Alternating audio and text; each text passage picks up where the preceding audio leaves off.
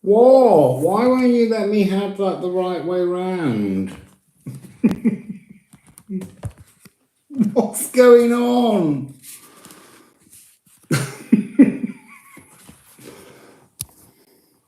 No, it's upside down. What's going on, YouTube?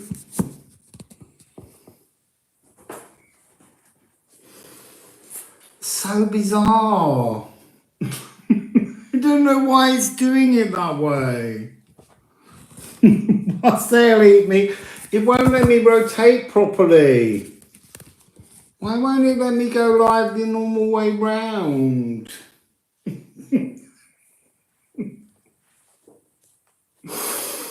Oh, so funny. I'll just do it this way then. Wassail holy. It won't let me do landscape.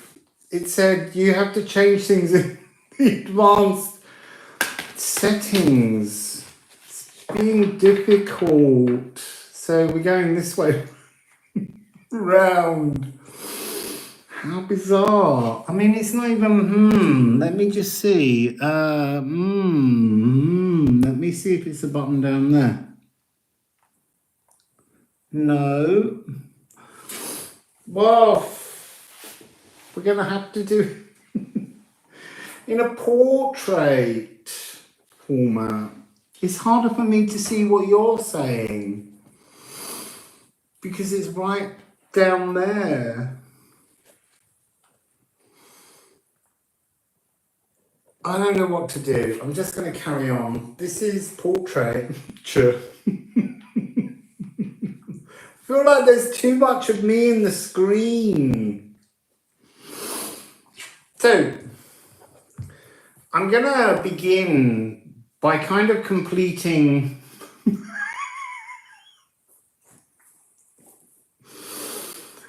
the 12 signs I did the other day. Yeah, this is my 1111 portal, but we're going to go with 30.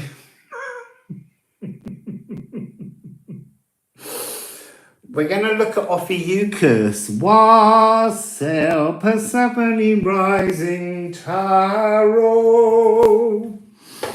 We're going to look at Ophiuchus because I didn't do Ophiuchus because it kind of needs a slightly different explanation because there's no Ophiuchus in sidereal, really, or tropical, but the dates in the International Astronomical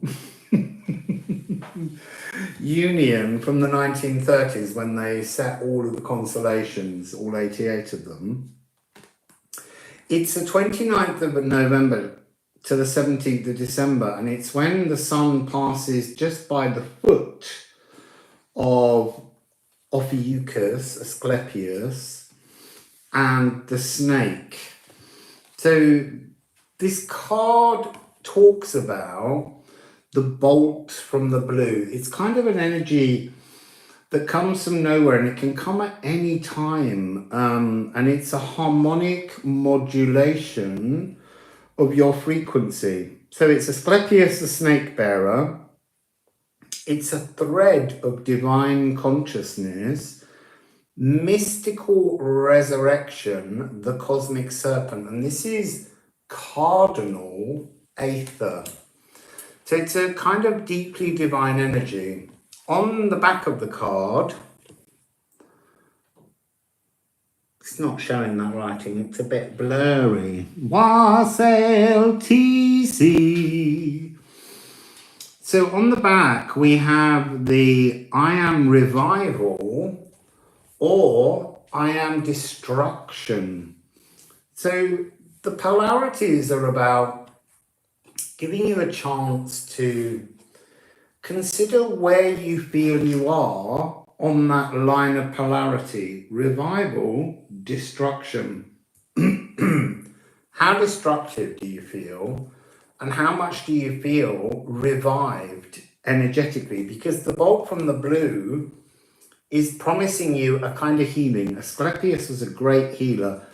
Asclepius had a snake that used to whisper in its ear, and as it whispered in his ear, it taught him the art of resurrection. And so during his time as a healer,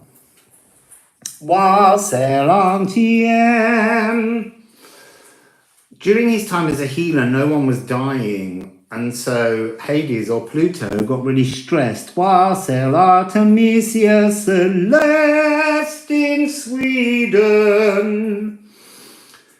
And so Hades asked Jupiter to kill him.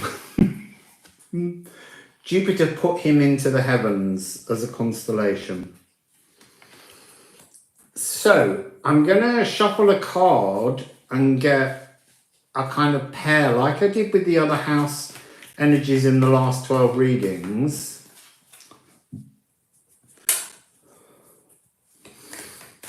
Let's see. Ooh, that one just skipped and landed on the top of the Liffruma deck. Ooh, moon.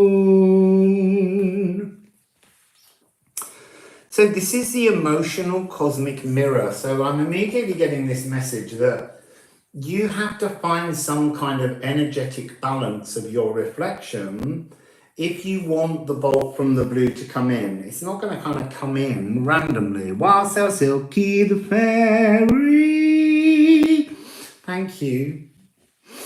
I'm so loving both of these decks at the moment. I wish you could have this one to buy as well, but it has to be completed first. So this second incarnation with all 99 cards in is allowing me to understand where there are frequencies as I'm messaging things through the cards to make little tweaks.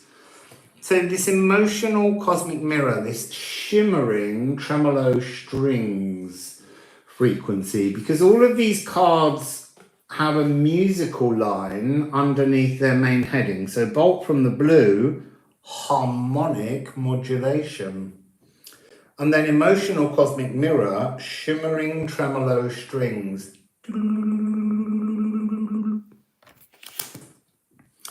So this is self-reflective. You have to have a sense of self-reflection or you're not really growing. And you have to sense your true feelings. This is a really important thing because at the moment, out there in the big world, there's a lot of anxiety, but underneath that anxiety is this much calmer energy of love. And so it's asking you, oh, you see now that they're playing a game on me.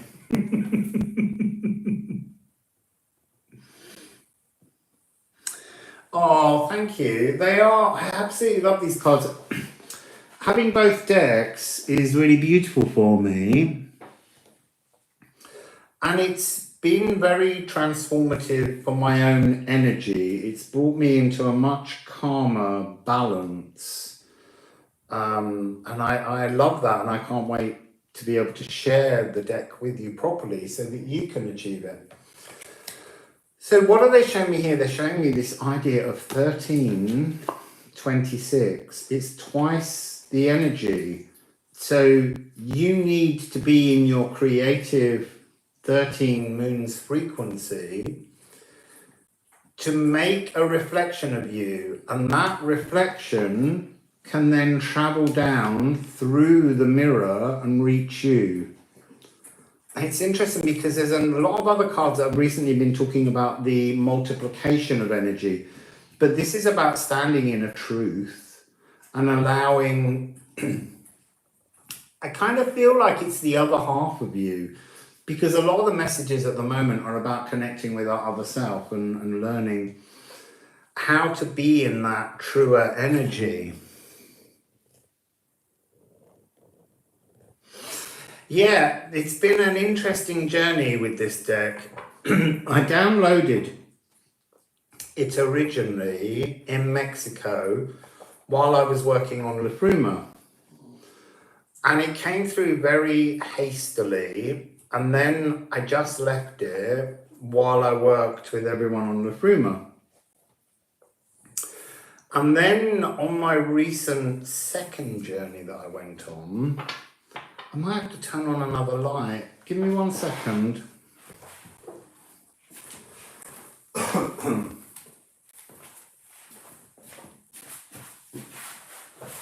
That's better. On this second journey, when I went to Delphi and saw inside the omphalos through the veil and sang, I was told to go and sing there, and I was told I would hear myself singing back, but I heard everyone singing back like a hive mind of inspiration. And we all have an aspect of our other self waiting to connect with us. And this is feeling very much like that bolt from the blue opportunity. Oh, and it's a really interesting, this sort of bluey white milky streaming frequency that these two cards have. In the last few days, because I've been clearing out lots of other energies within me, I've started to see milky white streams that have got a bluish tinge to them that I see normally when I'm doing a sound healing. As I move sound frequencies with my hands as I'm singing, I see these milky streams come from my hands and from my mouth. And I've started to see them now just in front of my face. And for a few days I keep asking, what is it? Oh no, it's not Silky, what you're saying. Yeah, it will be out as soon as I can make it happen. But it has to be played with for a bit. And even Kathy have also got their copies so that they can play with them. We're trying to find its messages so that it can be fixed and corrected. And there are some errors, glaring errors in the cards. So these milky streams, they wouldn't tell me what they were. There's been a kind of shielding energy on knowing certain things and needing to be patient, which I am. But this morning, I think the 1111 portal signaled a kind of a transforming of energy. So I keep seeing this, even when I close my eyes, I can see this stream. As if there's like a kettle here bringing up steam around me. And it seems today to be telling me, it's been many things or hints at many things, but it seems to be this notion, look, we talk about the veil, and I've always talked about the veil as being in the galactic center of the universe in Sagittarius, and that our consciousness comes through there to enter into our physical form, which belongs to the earth and the bacterias of the earth. And that we're a kind of squatter in a temporary temple. But today they were telling me that because of the aligning that I'm doing through this deck and the Liffruma deck, the identifying shadows and feasting on them and eating all the nutrients and rethinking my philosophical missions, they showed me an image of like the veil being a net curtain, like a ghost's outfit, so close to me that it's just here. The veil is just over me.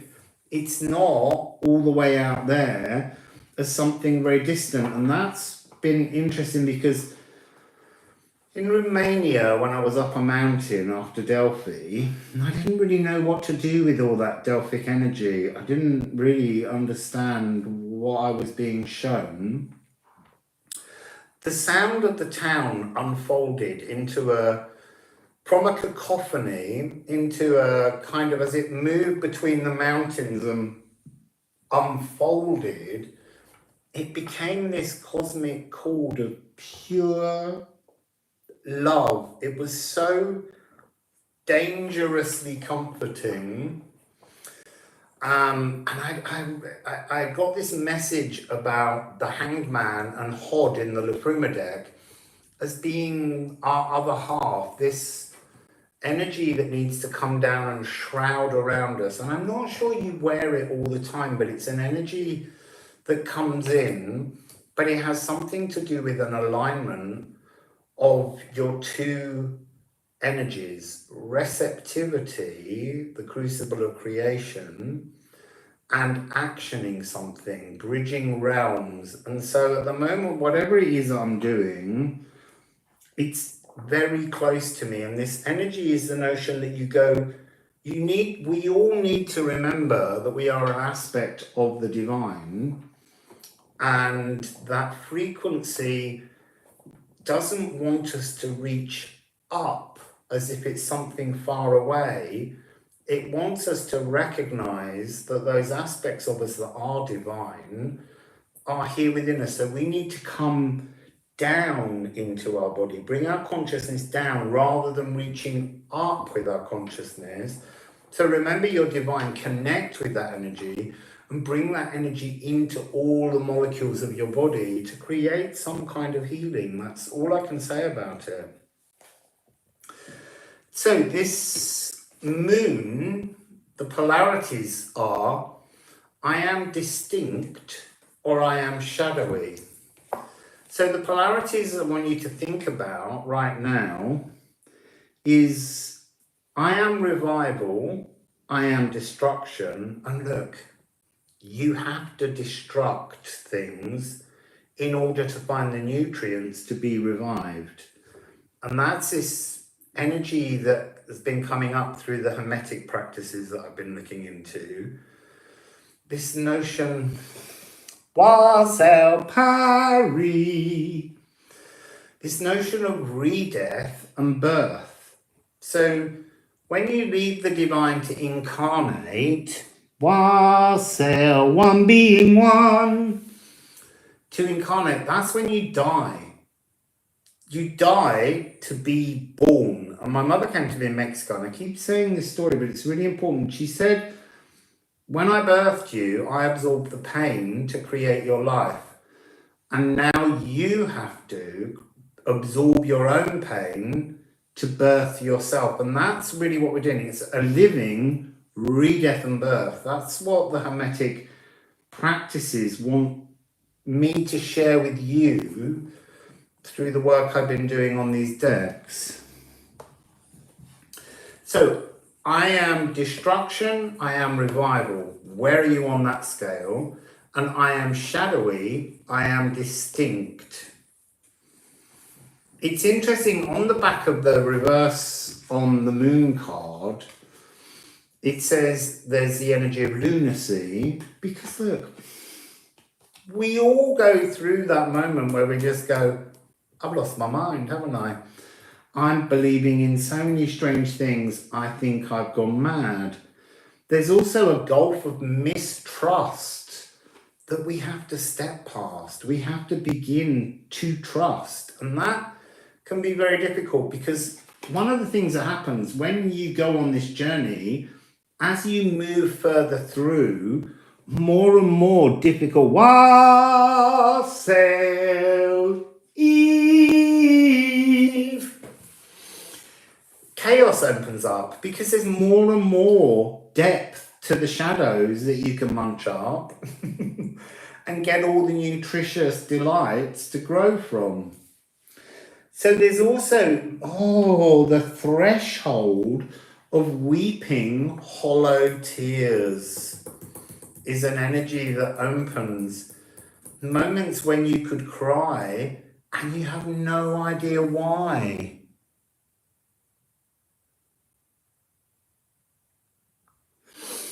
So the moon pulls the tide of your moods, and it certainly does. And these are the shadows you hide, are the mountains that block you. If you can't face your shadows, they're just blocking your progression. So that's the general energy that we're getting from Ophiuchus and the moon. I'm going to shuffle a few more cards and see what other frequencies want to talk with them. So we're going to the Liffruma deck. Nithogir. It's all a test. It's all a game. It doesn't feel like it though. Sometimes it is that threshold of hollow tears, that wailing and screaming. Wassail Denise.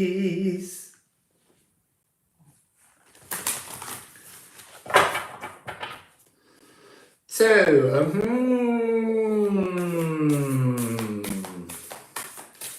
what do we want to know from Liffruma? What do we want to know from Liffruma? Liffruma, Liffruma. I'm in portrait because the YouTube's doing something weird today. Oh!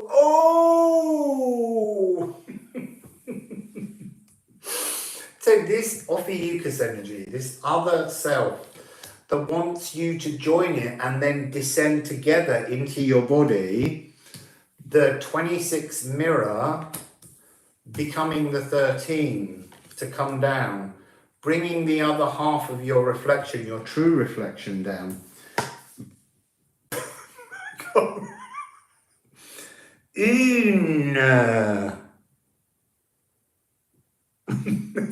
I feel like I'm too big in the screen, filling the whole screen. I like all the extra space either side of me. Bliss and comfort. So the poem on this bliss card is chaffinches, pink and chirrup. Yawning perfumed blossoms scent the air with clouds of comfort wrapped in wondrous wishes.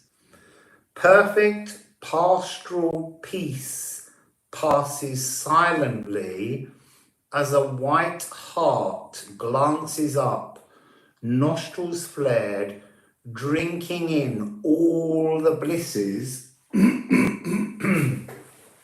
that alignment offers. So this Ophiuchus energy is an alignment frequency. What was interesting as I read that, passes silently. I keep getting this energy and it's in one of the cards, the visible silence. So there's something about this frequency of being connected to your soul that brings that energy of alignment to you in the world you're in. And so it also has Idel. And this is the original birthright. Your true birthright is to be connected to your soul.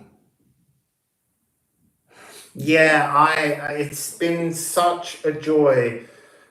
Sam seems to really find a great deal of pleasure in the deck, and it's wonderful. I watch all of her, all of her readings because it helps me to understand how people view things within the deck, so that as we make this next deck, Kathy, Eve and I can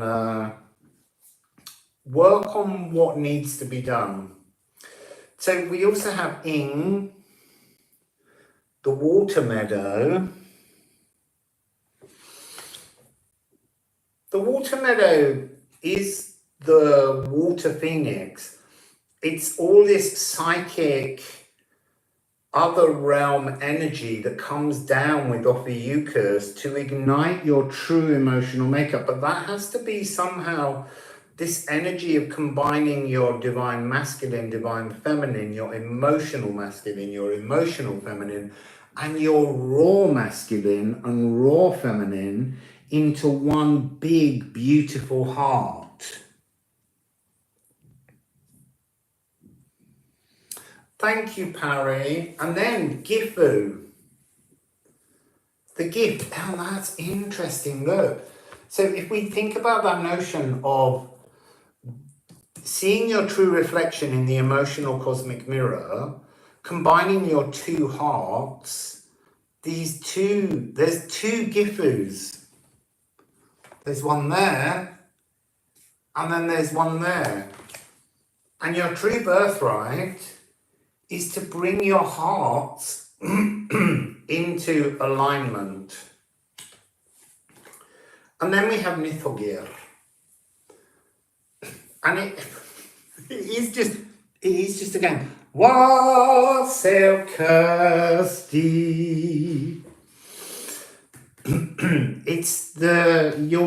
We're all being tested, but they do want us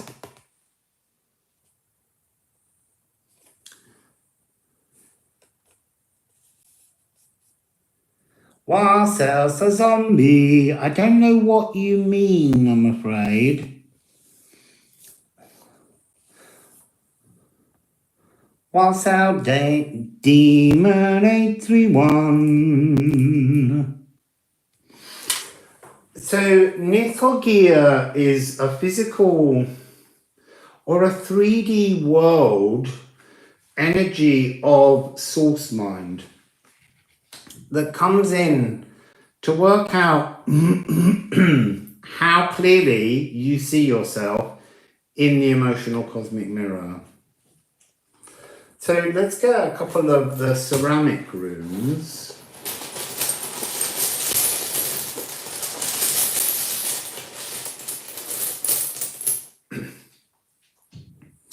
Oh. It's Nithogir again, Stenkness, the test. You know, physical life is a test. It's a test until you find this alignment, and then the testing goes away and you actually begin to live. There's a card in the new deck, Follis, the law of unintended consequences. But there is a secondary law of intended consequences, which is to do with when you first go on your path towards some kind of new frequency that you would like to grow into. Wassail Georgia. When you first go on this path, there is this kind of testing energy that keeps rolling around you. And it's reaching past as you align things, because there's something about this energy of distinctness that becomes Ophalagu. And Ophalagu is a very high frequency or other dimensional frequency that's kind of spirit. Can I say, did you pray today? I don't pray, I talk differently, so I'm not really sure quite what you mean still. I'm so sorry. Because I'm being taught by Source to not pray, but to talk openly. So there's something within prayer that often comes across as quite being in a frequency of labyrinthine neediness. And Source is really wanting us to be much more familiar and chatty so that we begin to understand a different energy. You know, this playfulness is very important to life. And our sacredness is something that we are before we incarnate. We are deeply sacred as souls, as spirits and aspects of Source. And when we're down here, it's to experience living playfully. But that's the test, is can we live playfully?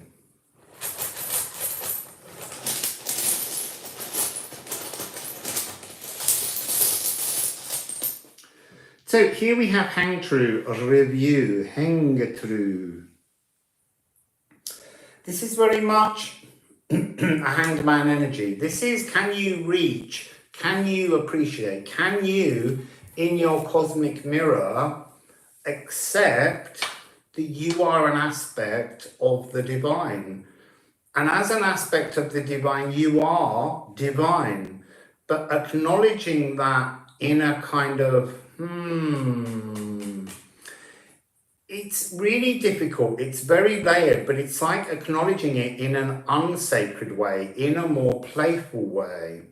That's this energy joining with your sacred energy and pulling that energy down into the physical body so that your cells can be rejuvenated. Part of what the purpose of living is, we are all an aspect of the divine, and we come down here with the knowledge that we can clean up the DNA codes that are like a radio frequency that pulls energies towards us. So the energy I was thinking about earlier that I forgot was this phallus energy, is the notion that if you're in the law of unintended consequences, you're a skittle. And as we go through the path of growth, the universe keeps rolling more and more balls towards us and knocking us down, and we have to keep getting back up.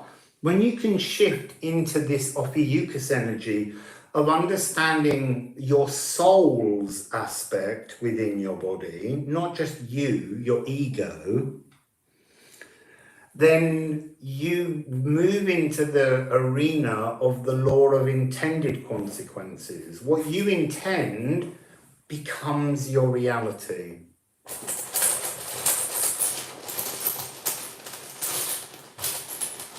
Source wants to be your friend. It wants playtime with you. It wants to experience really fun stories in your journey.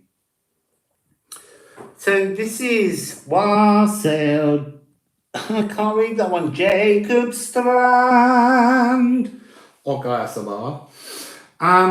This is Rippian. This is growing generously wise. Now, we all do that thing where we talk about the divine feminine and the divine masculine. And if you say to anyone, what is the divine masculine? They have no answer for you, because it's easier for them to talk about the raw masculine, the destructive part, but there's a raw feminine as well. And that's a destruction of love, through love, to create love. And it's this yin and yang energy of the crucible of creation. So the divine masculine and this generously wise, divine masculinity as an energy is a very physical actioned energy. But the part that people can't do very easily is to be non-judgmental, to absorb pain and be non-judgmental. Wassail Michael Gregory, what have you said? You've been deleted.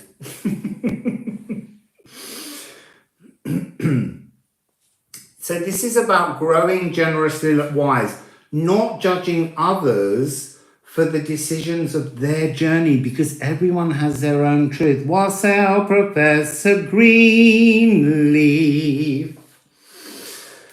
Oh, so yes, non-judgmental. Coming into any story with somebody and making a judgment on them weakens your divine masculine energy, and we are a balance of both. And so when we pass judgment on people, we're doing ourselves damage within the eyes of Source. Source didn't come down to be judgmental. Source didn't come down with the notion that there's only one pathway back to Source. There are an infinite ways, paths, which we can all reach Source. But the truth of Source is just love. And if you can't walk and live your life in love, you're really doing yourselves a disservice. Even if you think that that is your absolute truth, it's not the truth of Source. We have to be a balance of divine masculine and divine feminine. The idea of being non-judgmental and nurturing all souls in life. Your judgment is completely exhausting.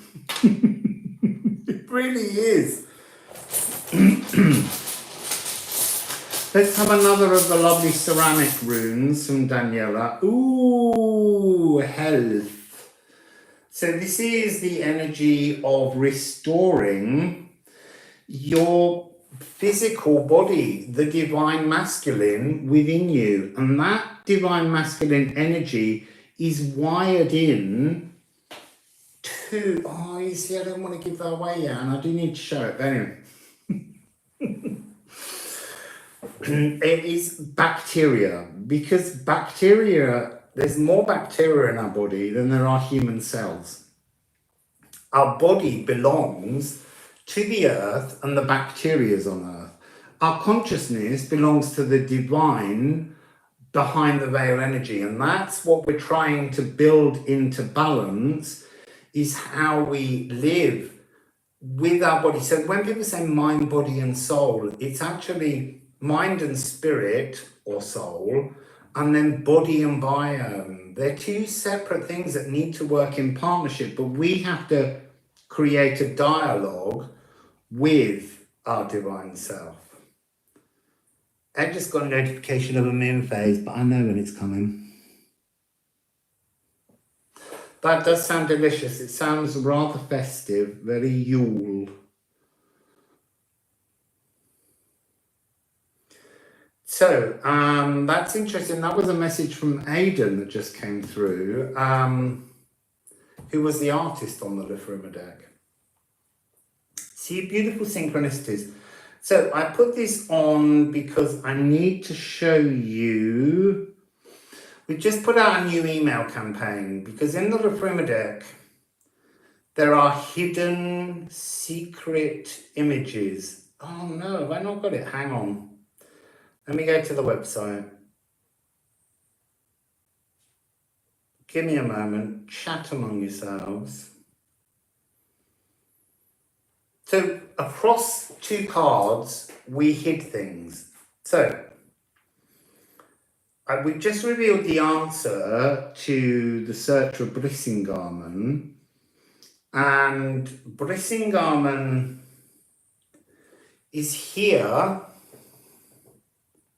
in the centre, very discreetly hidden between Sunsteder and Feor.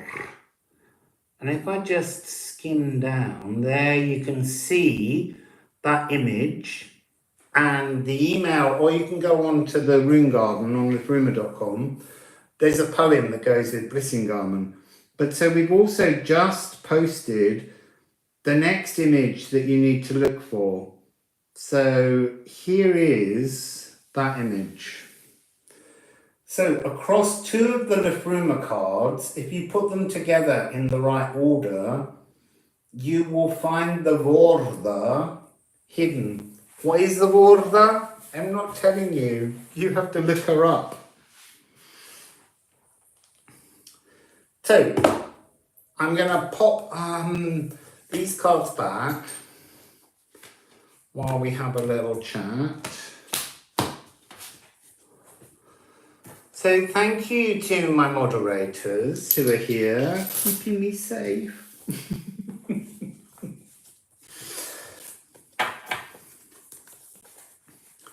From the people with bad judgment.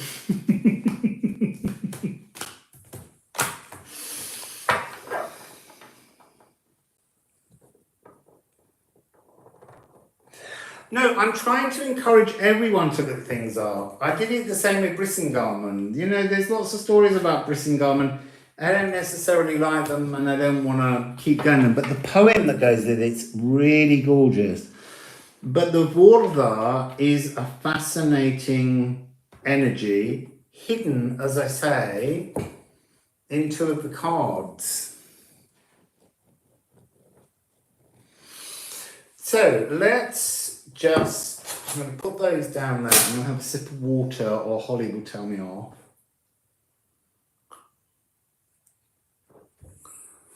I bless all my water before drinking.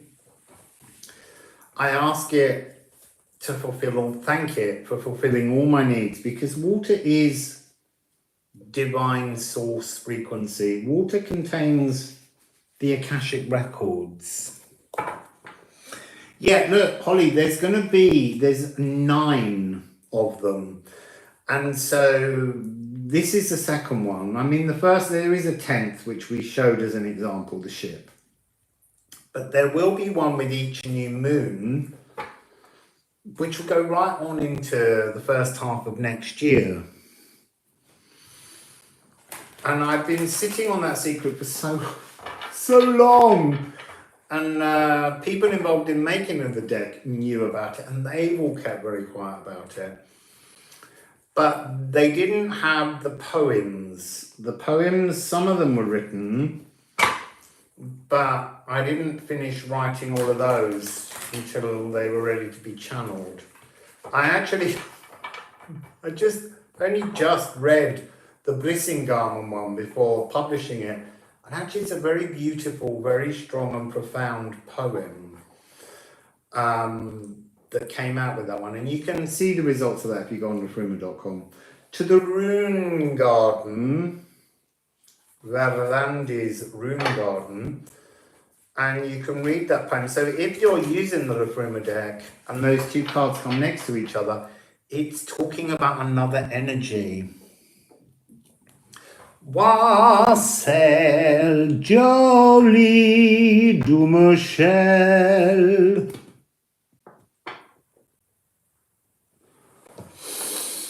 Yes, I don't know whether there'll be a hunt in these yet. I haven't decided. There's things that are percolating.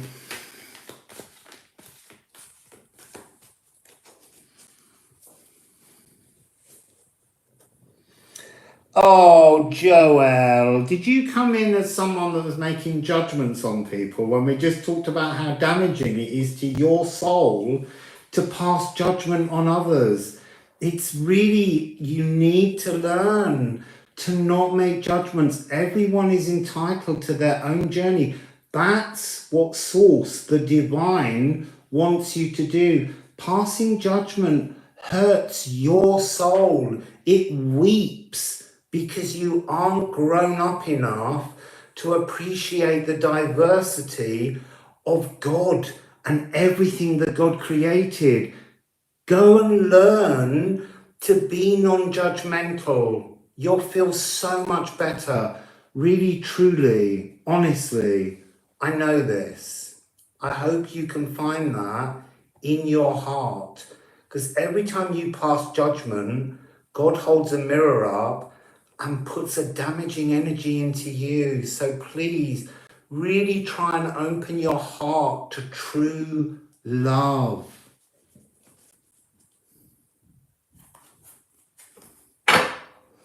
Also, it doesn't matter what you say to me, it's all water off a duck's back.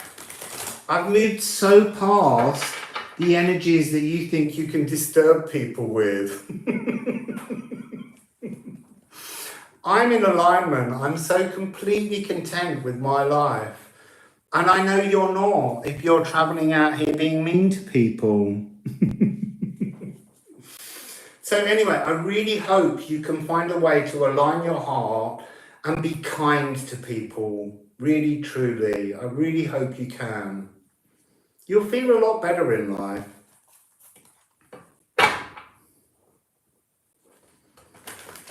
So let's just open the music within this deck. The frequencies of alchemy, hermeticism, and astrology. Oh, look, we got one.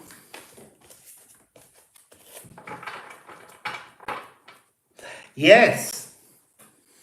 Very, very true. Sorry, I couldn't read your name because it went away. Artemisia Celeste, the Vardir, or the Vorva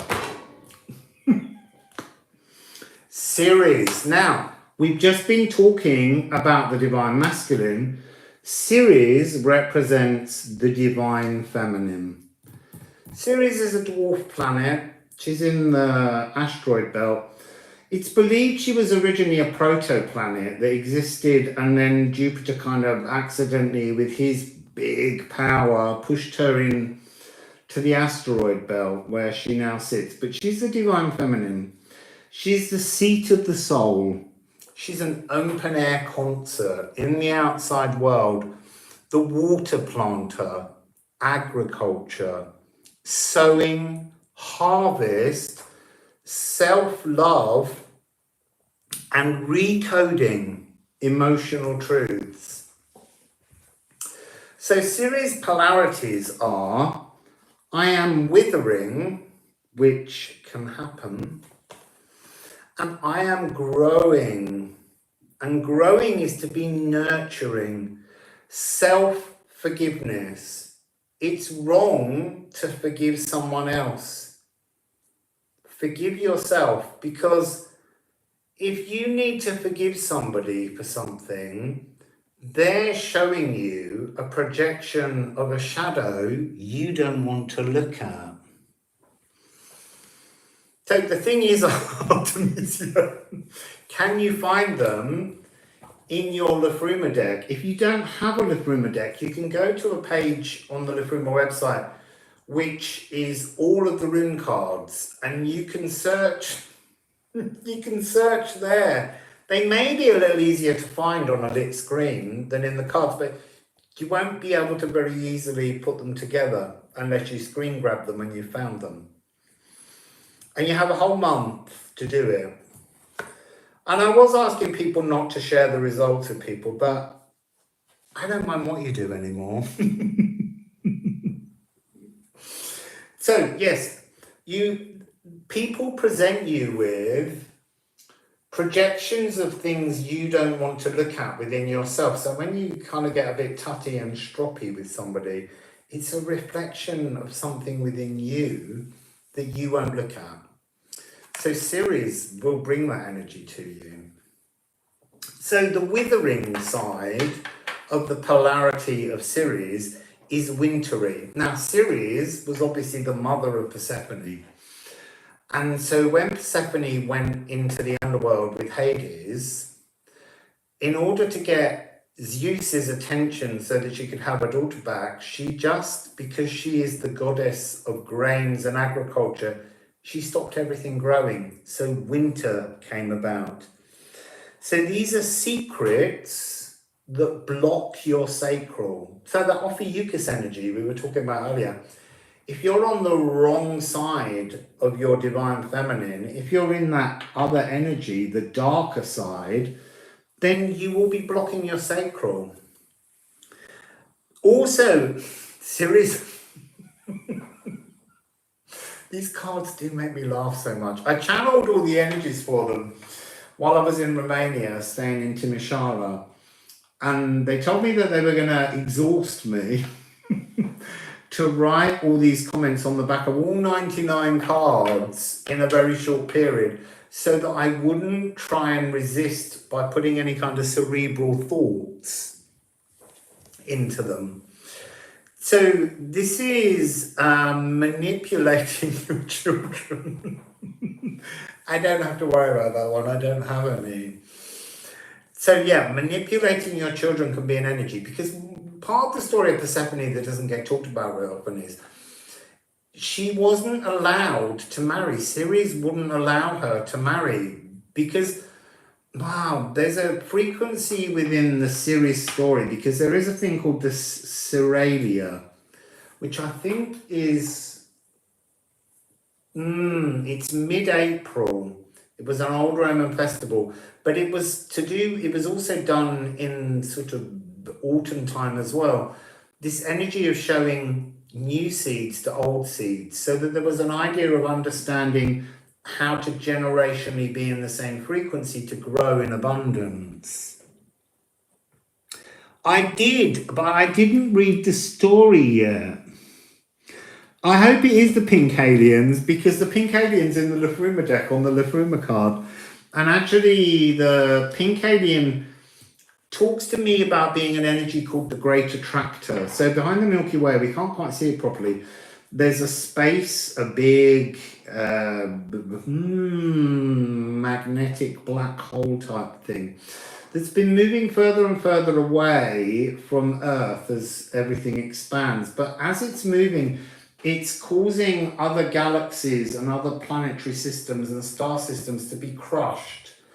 And I did pick up an energy in a reading I did, which is one of the reasons why there's so much attention currently on Earth and about seeding new frequencies, nurturing frequencies in the world around us, is because in the future, many of these advanced or other dimensional beings live here in this solar system, and so they're kind of anchoring in loving, nurturing frequencies now. And as the great attractor moves further and further away, the heavier, denser, more complicated and less pleasant frequencies begin to soften, and there is this energy within the earth. And again, we're talking about this kind of Virgo Taurus frequency here of planting seeds, growing seeds,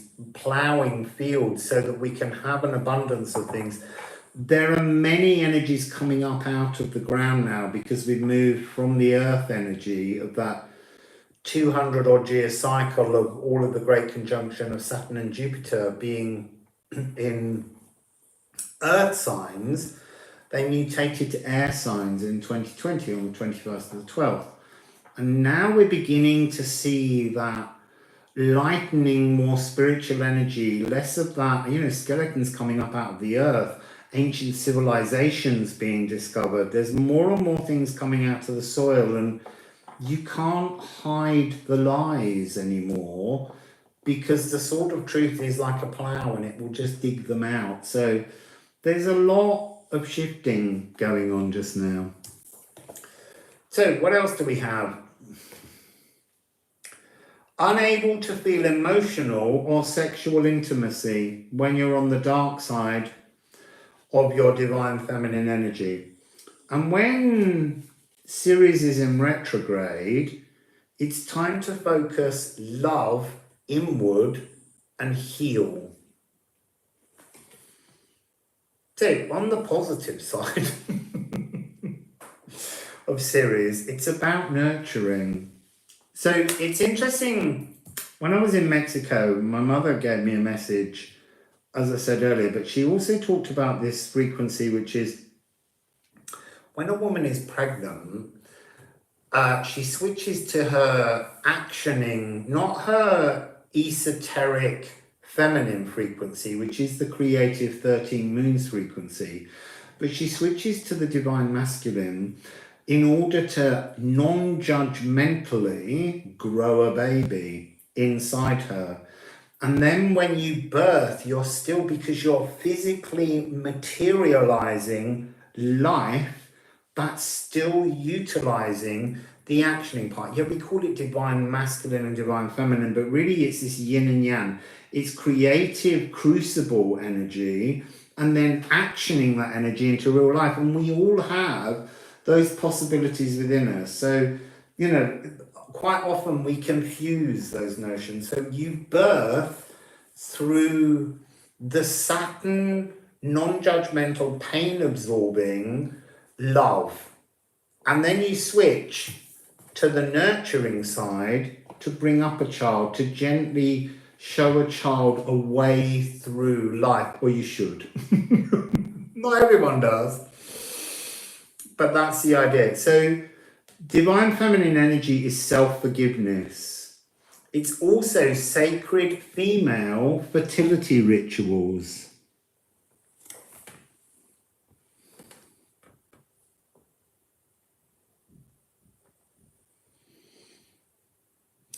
Yeah, it really is. We do have to change our frequency, Parry. We have to start living in a combined heart energy. We need to stop that energy where we judge or we nurture. We just need to stop judging and go into the energy of nurturing and absorbing pain from others to help others heal.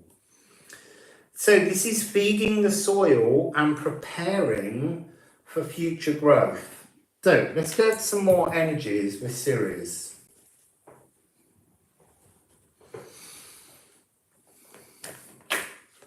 Oh, what a beautiful energy. Oh, look. 1999.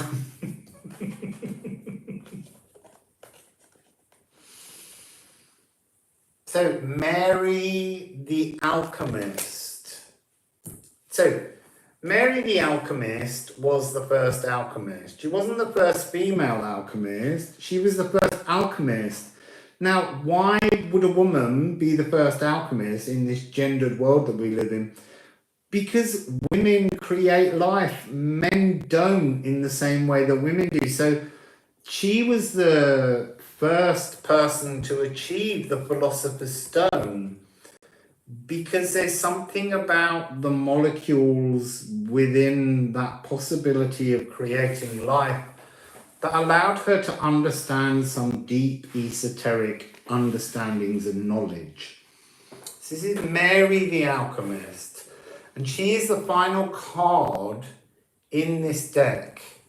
She's very, very powerful frequency. She is musically the songwriter. Wassail Karma Control. She's a songwriter. She writes her own songs.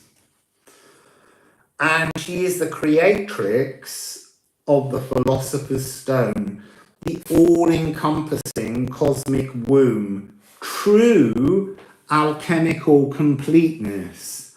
And she is balanced frequencies. Have a look at her.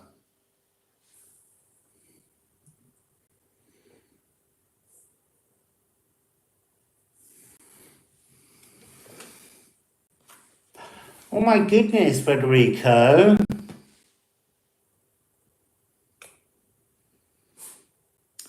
So, Federico, did you hear the sound?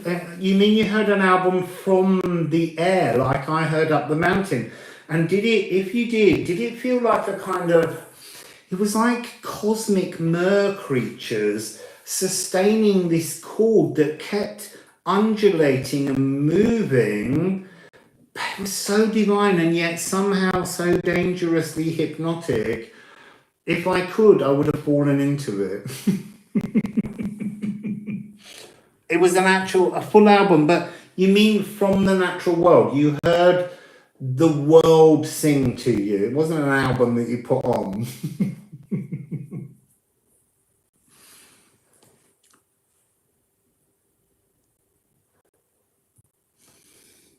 Yeah, it's incredible. I'm so glad that you heard it.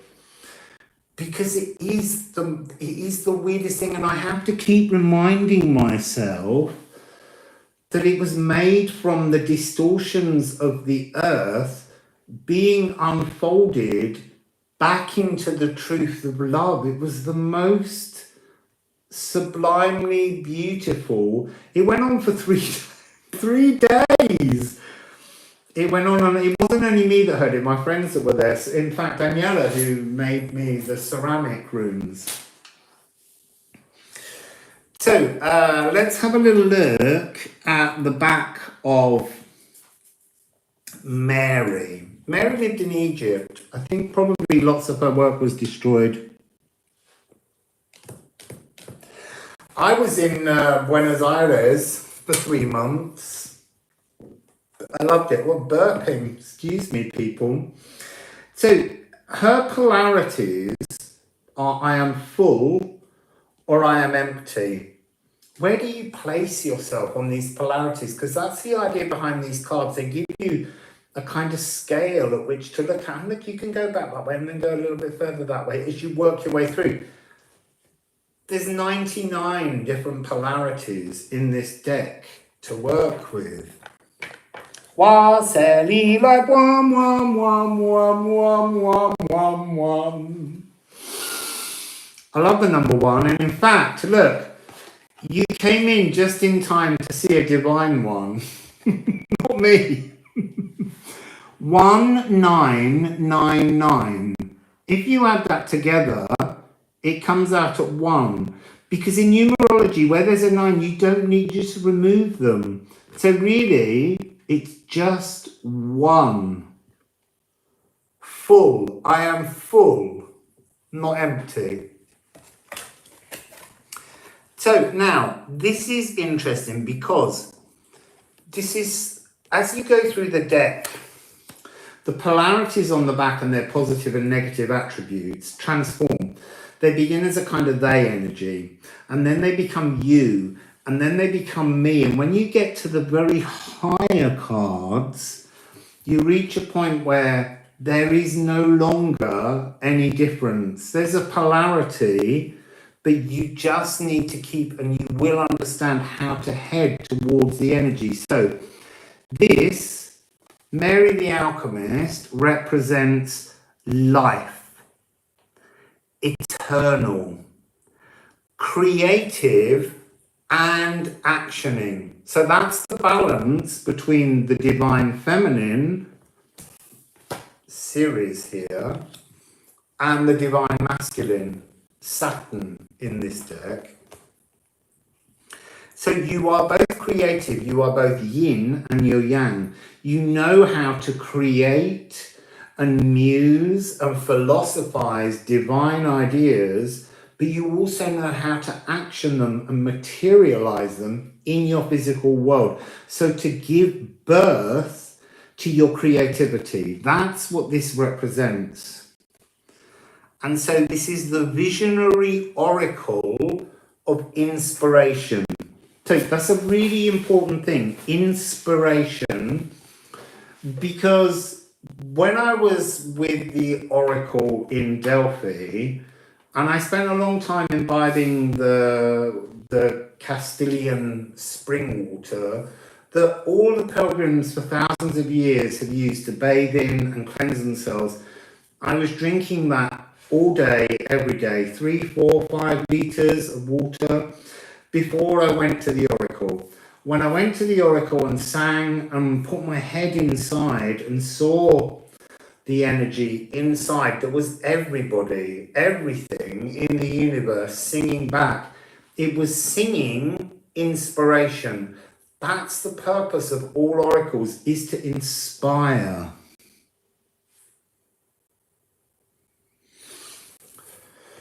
So we have creative and actioning, physical oracle of inspiration. All life sings with me and through me. I am. That's where we're all trying to get, to this energy of true alchemy. So let's get some Liffruma on this. I'm feeling really hot in the face. It's that veil. It's that veil. It's right over my face at the moment. The blue, white, milky streams.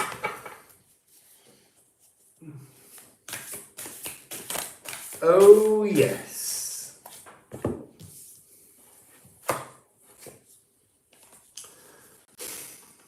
Brrr, BR. So here, begin your journey. Begin your journey. But begin your journey from another place. That's the interesting thing. Björk is the poplar tree. When there's been a fire, the poplar tree has this amazing ability to send up shoots from somewhere else.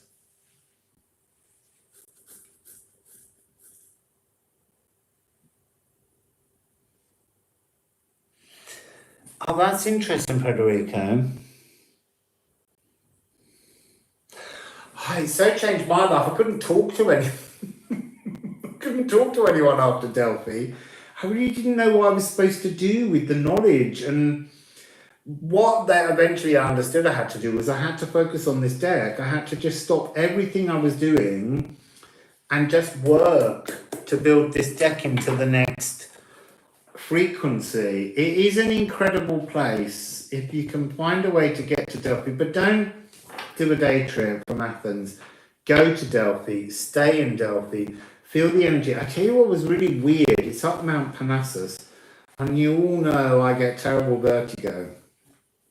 And actually, while I was on Mount Parnassus, it was really sheer drops with roads, really low walls that you could just kind of fall down. I had no vertigo at all while I was there tuning in to the Oracle of Oracles.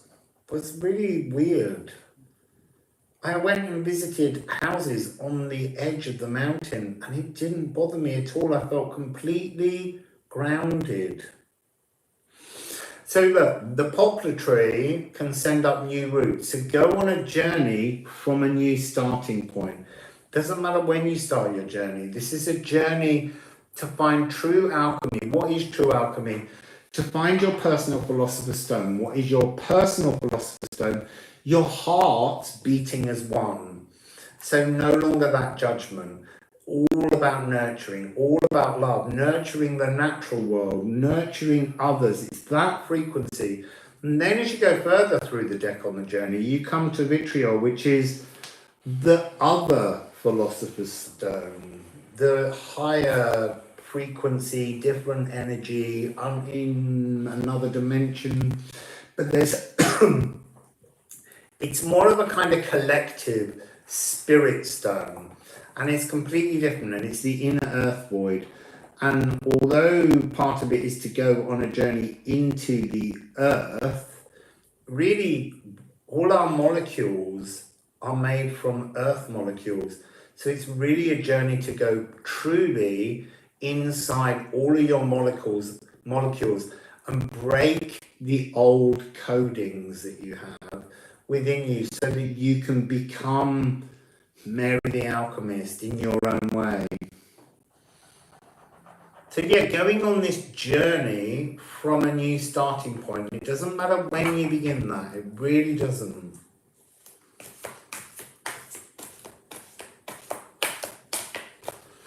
So what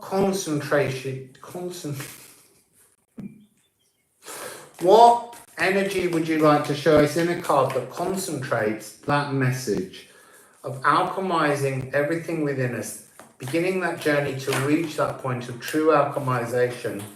Libra. I can't reach it.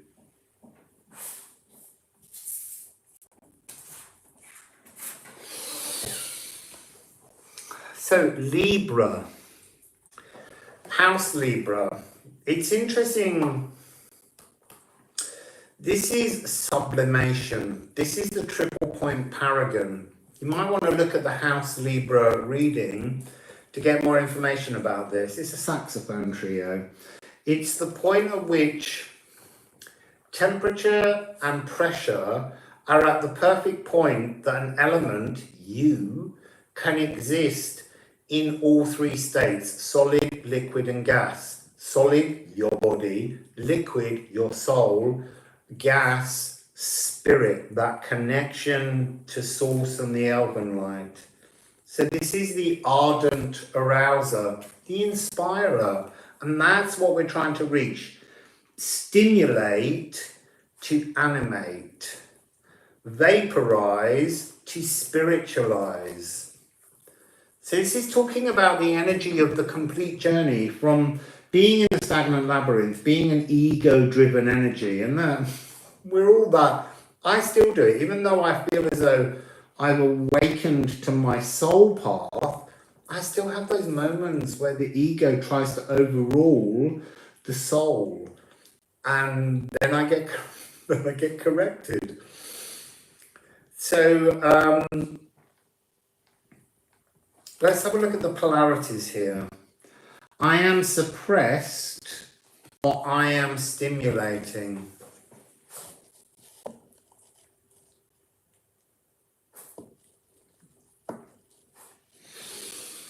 So, gentle leadership, peacemaking, guardians of cosmic law, empathic desire to help others, and seeing the beauty and value in all people. You don't have to be a Libran to achieve that. We are all of the zodiac. We have to stop thinking we're only a rising sign, a sun sign, a moon sign, a Venus sign. We're all of it. We're all of it. That cosmic music of the spheres has to come in and become a harmony of the spheres. You have to harmonize all of the spheres. What are the spheres? They're all source, but to begin with, you can't do the source journey. You have to do the fragmented version where you align certain things. I've got an Janus Geminis extension that I've been doing. I did in the new eclipse tunnel, and that was all about working with 6 columns to open in the alchemical process a mutable space in which to create a new frequency for cardinal thoughts and then to fix them back in. And I did this 15-day challenge. You have to give me a little bit longer before I publish it because I've got to do a lot of writing for you all. But it is an incredibly profound and powerful experience of being inside the Janus Geminus and truly meeting Source. I knew that there was this energy where I would come into contact with Source because of hearing that chord of pure love up that mountain in Romania. I knew that something was transforming for me because I was working my philosophical mission, transforming things. So let's put these ones back.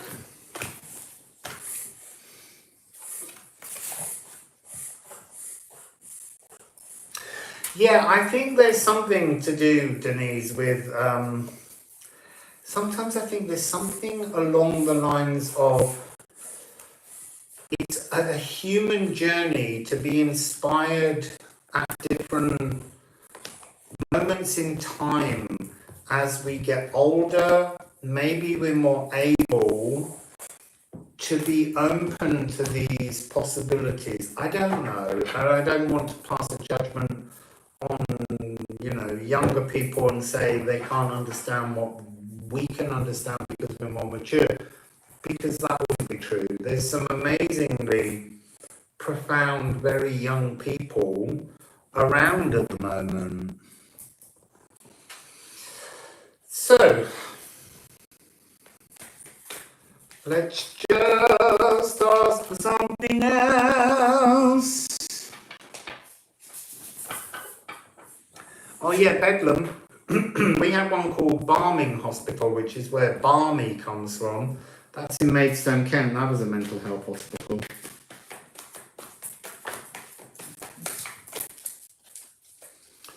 So what do we have next up? I knew Pluto was due. I saw him on the bottom of the deck and I've been thinking about him, and it's Eris again. Along with Moon in Capricorn. This is really big, chaotic energy, and it's being stirred up right now. It's unwinding ever wider polarities. Everything seems to be falling into polarities so that we can decide how to balance these polarities. It's almost like life is a tangled string, and as we unpick the string and review and change, the string with all the knots being removed gets longer and longer and longer, and more chaos, and then more and more love is available to you, and you have to learn how to roll up the darker polarities by munching at your shadows and your fears, so that you only feel that you're in this Moon in Capricorn energy, competent inner values. The important frequency at the moment on this card that keeps playing out for me is sanctuary architects. Building sanctuary. Yeah. Eve, she won't leave me alone, Eris. She won't leave any of us alone because everyone alive has Eris in Aries. And right now, the North Node is in Aries, and there sits Eris. Eris is the goddess of discord. So, Eris, beautiful Eris. She's my...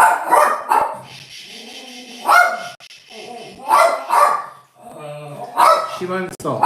Something's woken her. She's going to shout now for a bit. Eris is massive.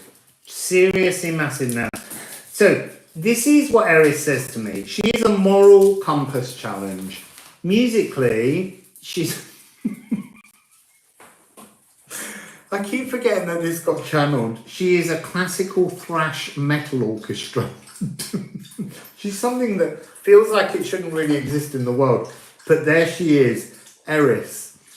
So it's the golden apple of discord. So Eris is chaos. And if you can't make friends with your shadows, identifying your stuck shadows, you will never stop the chaos from existing outside of you. Making friends with Eris is to bring order to the chaos. So her polarities are, I am ordered or I am chaotic. And you need to make friends with her, because if you don't integrate her into your heart and understand the reasoning behind, she's raw feminine energy. And look, the raw feminine energy in the spiritual world is not something people talk about very often. Yes, there's Kali Ma, and we do know Kali Ma. And that's about breaking down the ego to rebuild from love. And that's all part of this spiritual journey. She's an incredible power, Eris. She's the sister of Ares, Mars, in the old Greek word. So in her polarities, what's really fascinating about her in the negative and the positive sides, the first word on both sides is rebel. It doesn't matter whether you're doing this from the good or from the bad. It's a rebellious energy that has to be dealt with. She's really coming out so much in all the times I read with her. So she's also the energy, when you don't work with Eris, she's unsacred rage out there in the world, causing unsacred rages all around you. She's the cat among the pigeons. She is that disorder. Oh, she's also, sorry, I thought she was on another. No, it's another card. So she's also in her raw, darker side, Eris, she's sprouting sanctimonious spirituality. I absolutely love that. It's so weird because I channeled these cards and then review them with Eve and Kathy. When I channel them, I don't remember anything I've written. And even when we do the editing, that also feels like it's channeled energies, even though you think you're editing in the real one, you don't remember any of it. So when the cards are printed, I started shuffling them. I was like, I can't remember ever any of us writing that, correcting that, transforming. So, sprouting sanctimonious spirituality. Put your hand up if you've done that. Put your hand up a little higher if you know you've really done that. And she's also the returning tornado of chaos and war. There's really heavy energies contained within the raw feminine, because it's trying to destabilize everything to create chaos so that you can rebuild with love. She helps you to identify these stuck shadows in Pluto. So, on the other side, we have I am ordered, the rebel, goddess of discord, the divining ego leveler, and then the beaker of entrenched boundaries. She can capture and hold and sustain all those entrenched boundaries and then transform them and pour them away to create space for something new. And she's the positive force of destruction to restore love. I love my Eris. She's a new friend. No. No stone unturned. And if you build a temple, she might just knock it down. Because all religions, all temples, all spiritual paths become distortions, and then they need Eris. Eris has to come in and roll a few golden apples of discord. So she has an orbit of 558 years, and she has some kind of link to both Leo and Scorpio within our channeled energies. Yeah, don't let any of the china cabinet. Well, maybe you should. Maybe you don't need that china cabinet. So is your China is your China Cavalier virtue signalling to you? Because if it is, Eris is going to go in and make a shelf come down.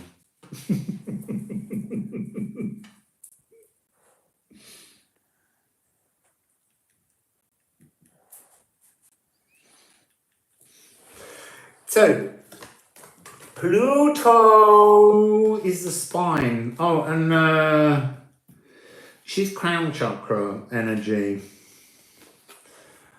And she's a bit like a drill when she comes in. So this is soft timpani roll. You know, Pluto rules the underworld. In the underworld are all the wonderful crystals and elements. They're all underneath, but this can be traveling the wrong crustal debris.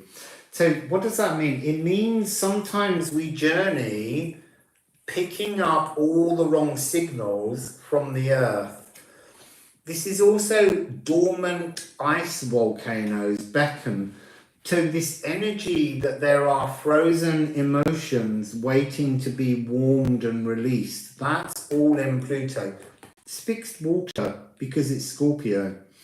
And then it's diamagnetic prospecting. Diamagnetism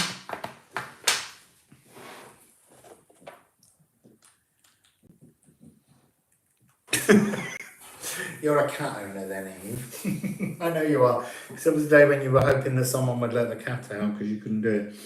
So, yes, diamagnetic prospecting. Diamagnetic is kind of like when you're traveling the wrong crustal debris. It's this energy when there's things that are trying to magnetize towards you, and you switch all of your energies so that you actually can flow through your calling without noticing things. And I'll go into that energy again of the sprouting sanctimonious spirituality.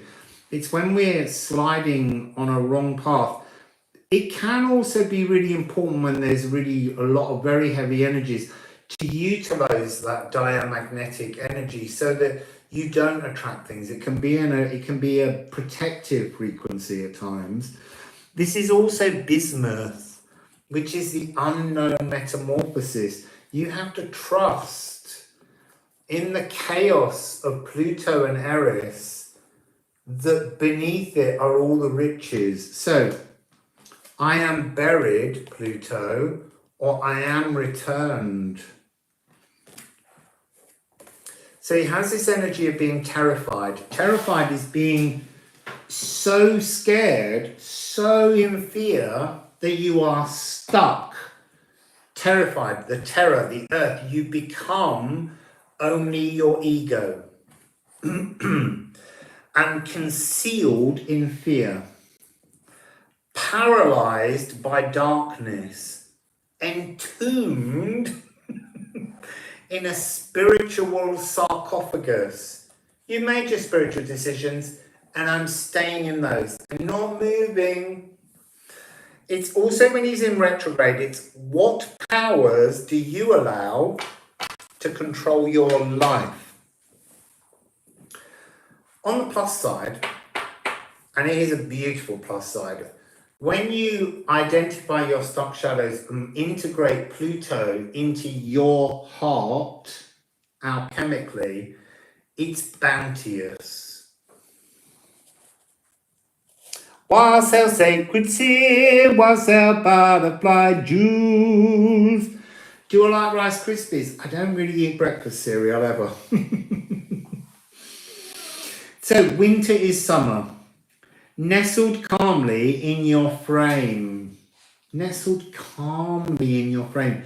Within your spine, all your energy is flowing through you. This is your balanced body brimming with minerals, because all the minerals are in the earth. If you work with Pluto, if you acknowledge that all of your molecules have come from the earth, from Pluto, then Pluto will enrich them. And this is unearthed cellular balance, allowing spiritual wealth. Beautiful, beautiful, beautiful.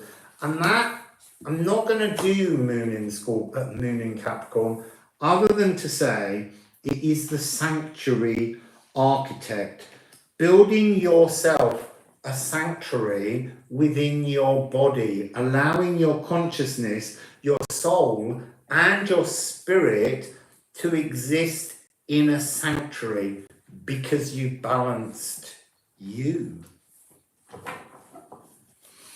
So I might just get a little Liffruma, whoa, whoa, whoa, whoa, whoa, whoa, whoa, whoa, Liffruma. And then I might have to go. I might need a wee. And I'm not going to pop upstairs and then come back down. It was only meant to be a short little gathering. It's gone on for over an hour. So, before I do that, I just saw the swelchness. I'm just going to take a moment again in this little place to show you all. Oh no, that's the wrong one. If you have a Liffruma deck, and if you don't, it doesn't matter. You can look on the Liffruma website under runes. Across 2 cards, you will find this image hidden, really hidden. You have to really use your eyes. Who just had a shower? Silky smells delightful. So let's go with a little Liffruma here.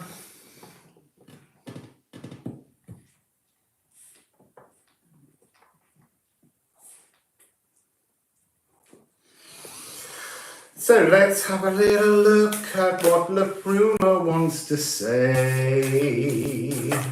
I don't want them one, this wasn't ready. Actually, I'm going to rifle them again.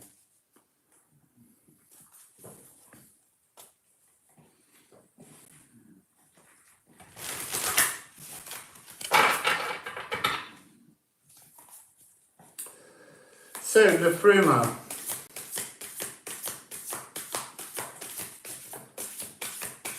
Liffruna.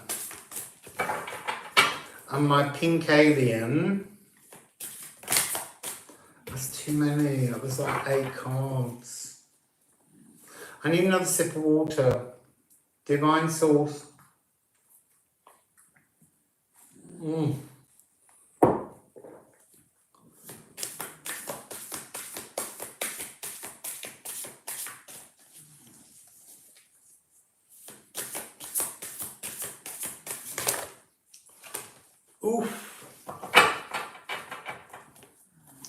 I feel like that one went the other way.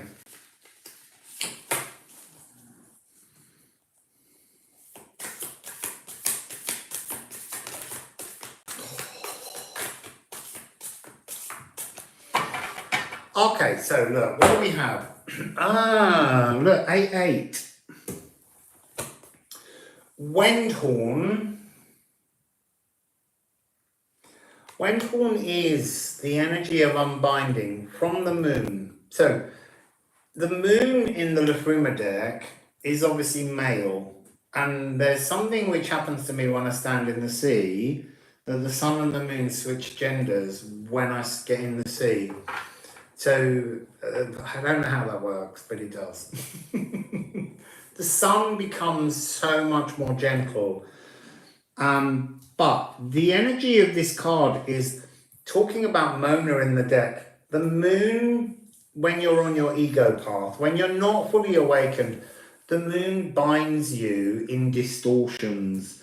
The moon can be your friend, but not until you can recognize the tune that the moon's playing to you currently.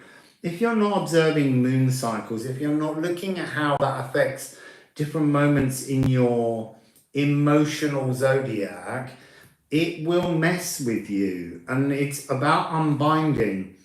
So being unbound. So the poem here is dichotomies of densely tangled emotions with the remedy implied in the diagnosis. The moon calls to hear a visceral, communal howling of human wolves shouting at the elements. The cure for pain is in the pain. Drain it out with an angry ancestral shout. This is the sound of the unbinding. Return the chaos, Eris again, to the draining refrain of order. When your life is so ordered, so patterned, it drains you. That's the ego world with the moon not working in your favor. And it ends with what's found after the dance of disentanglement, your cure. What is your cure? It's un, win, again. Now look, I know it begins with a W and we say win, but a W back in the day was more like a French U sound. And because there's two of them, you kind of lengthen it. A double U, un. Wassail nourish. I would just stay here now where you are if you can, because I'm nearly finished. Then you can go back to the beginning. So, bliss. What's your cure? Bliss. If you can unbind from the distortions of the moon, and a lot of the time they are frequencies within your DNA coding that's ancestral, that just binds you, draws that energy out, makes you irritable, brings that moodiness upon you, and then moving into the energy of bliss, this energy of being in that visible silence of pure comfort. And it came with Apple Bearer. I mean, the three cards together, it's so pretty. Look at that. How gorgeous is that frequency, color-wise? So, Apple Bearer. We all grow from seeds to shoots to trunks, creating branches bearing beautiful fruits. It's up to us to heal and prune, ready the room for our offerings. Not every branch is pure, not every idea worthy of fruiting a thought into a seed to be passed on and planted. Odin cuts himself down too early. Thor does not repeat his father's path. He walks towards Yor, releasing his ancestral past to blossom, mature, and be his own apple bearer. So this is about freeing ourselves from those ancestral ties, those frequencies that don't belong to us, retuning our DNA, cleaning our DNA so that we can move towards this bliss state, this true soul on fire energy. Absolutely gorgeous. So I'm just going to look at what's on the bottom of the decks. Lagu. The Lagu is the water of the cosmic ocean. This is your soul path. The Ophir Lagu, the higher Lagu, the highest cosmic ocean, is your spirit path. Go with your soul path. Start your soul path. Burn off your ego. Scream. Shout.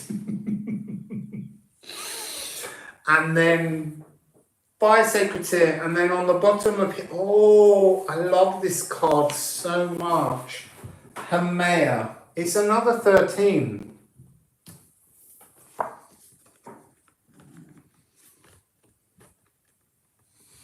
So we've got a double 13. Creativity, inspiration, the crucible of creation.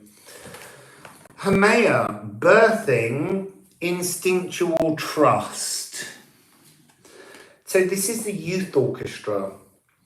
This is the balm of unyielding contractions. So this is the energy of the pulsing of the cosmos. It's almost like a birthing canal to all kinds of new things that can become part of your soul journey.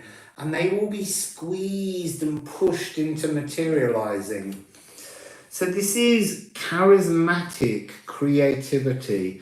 Now, any kind of creativity needs actioning into the world. It's not just creativity. It has to be creativity balanced with materialization. This is the door to the soul. Soul journey, see, that's what we're looking at. The soul journey. Wassail butterfly jewels, wassail Becca loves, wassail wildwood.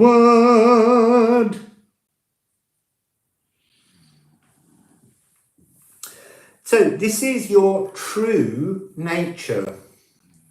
But what I want to say about the soul path is the soul path is about Venus, kind of the energy of Venus as love, not Eros as love. We've got it all the wrong way around. Eros was the primordial god of love, or energy, frequency of love. It was the fourth energy to be created in the creation of the physical world. The sky, the earth, the seas, and love. Venus is having love with desires, and you have to look inside your heart and work out what are your true desires, what were these ancestral ties that you had, and start swimming through the lagoon, the cosmic ocean, to bring your desires to your heart. That's the point of this energy. So this is fecundity, which I love as a word. There's also a deep alchemical connection with Sagittarius and Aquarius. You can look at those 12 readings I just did, and that might help you to understand some of the things. Hermea did come out in some readings. So this is I am creative or I am fallow. So the fallow energy is to be destructive, is to exploit endorphins within our physical body, pushing our bodies harder than they need to be pushed, not nurturing our bodies.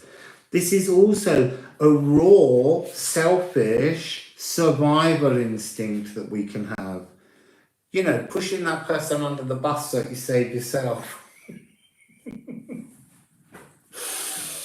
This is also, interestingly, overeating with endless hunger. That's because we eat a lot of mechanically made food that has no nourishment. It's not made with love. So it might have all the nutritions, but we still feel hungry. When we make food ourselves, we can pour love into it, just like I pour love into my water so that it nourishes. It's really important for us to be aware of the things in the physical world, because we're in a physical life. We can't ignore that. We can't just be all kind of spirit up there. This is also to be lost in the mundane aspects of life. Have a beautiful day, Perry. Thank you for taking part. So, if you're in the creative side of Hermea, if you're birthing things, what? Cece is your daughter. Oh, what's that? What, cupcake canopy? I'm confused. So I am creative is Genesis energy. To create things, but you still got to materialize them in the world. Not manifest them. We're not doing manifest because that's man energy. We're materializing things. So bringing it through the universal elementary canal. This is the Hawaiian goddess of creation, the mother of all. This is generating timeless, unseasonal harvests. Hermea could create food with her wand at any time to sustain anything. And this is opening the inner passageways for the soul's emergence. So this is really an energy to connect with, to start your soul journey. It's a really beautiful card. When I was in Romania, I went to Ana Bell, who did the artwork for these, to her exhibition that she had there in Timișoara. And I saw this card, it was a painting. And I thought, I want that as a card. It is a card now. The Altar Mare energy wasn't the same. The patience with which she has outlined absolutely everything. I don't know whether you can see it in this, but it's incredible. It's so beautiful. And she's started to give me a few of her newer pieces, which we will include in the artwork of the cards. So, anything else, people? Yeah, I can't deal with manifesting, because you can't really say womanifesting.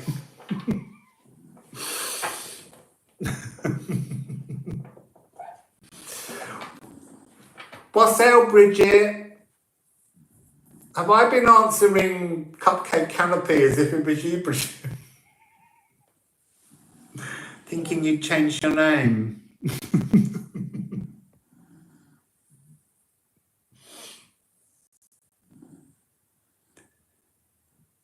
Oh, you didn't know you are Cupcake Canopy? I thought you were.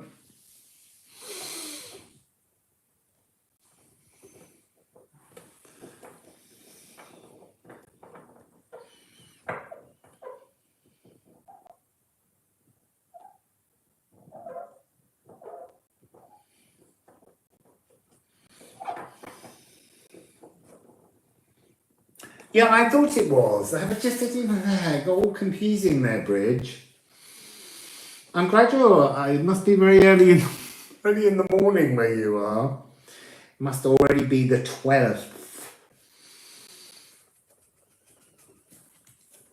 I want to show you actually a couple of cards in here that I just love. I love the Philosopher's Stone, just while we're sitting here before I depart.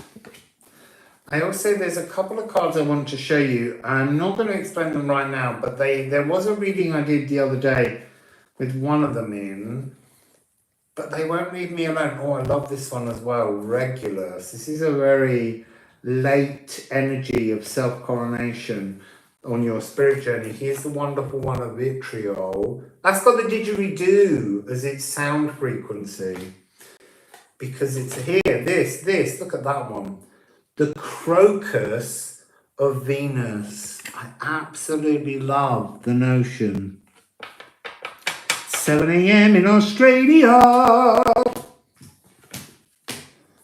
And then I need to show you the other one that goes with, I also love this one. Moon in Ophiuchus, Embracing Source. I did that in Romania. It was very comforting. It's what made my heart soften. I love Monas Hieroglyphica, Sacred Geometry, Secret Wisdom.